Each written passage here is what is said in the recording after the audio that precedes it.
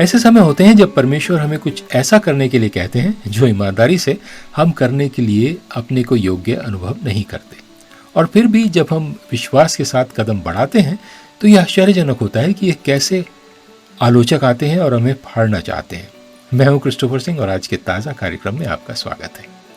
बिल्कुल सही, परमेश्वर आपको किसी ऐसी चीज़ के लिए बुलाता है जिसके बारे में आप अनिश्चित हैं, और जब आप विश्वास के साथ आगे बढ़ते हैं तो लोग आपको पागल समझते हैं, आपकी आलोचना करते हैं।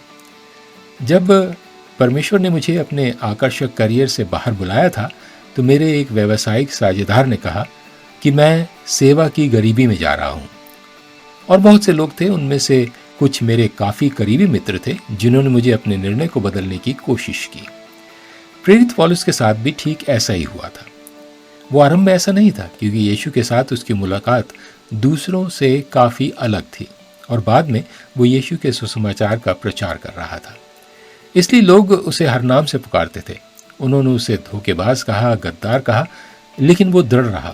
क्यों? बाइबल में लिखा है, 2 कुरिन्थियों उसका 3 अध्याय 4 और 5 वचन में, हम मसीह के द्वारा परमेश्वर पर ऐसा ही भरोसा रखते हैं।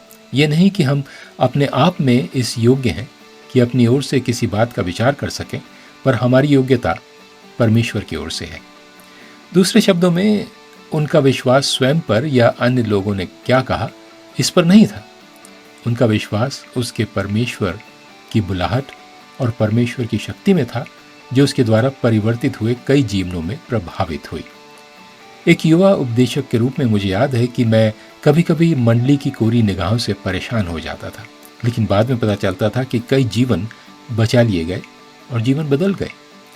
सुनिए, जब परमेश्वर आपको उसके लिए कुछ करने के लिए बुलाता है तो उस पर भरोसा करें, क्योंकि ये परमेश्वर ही है जो आपको वो सब करने में सक्षम बनाता है जो आप करते हैं, अपने आप में नहीं बल्कि परमेश्वर की शक्ति से। ये उसका ताज़ा वचन है आज आपके लिए।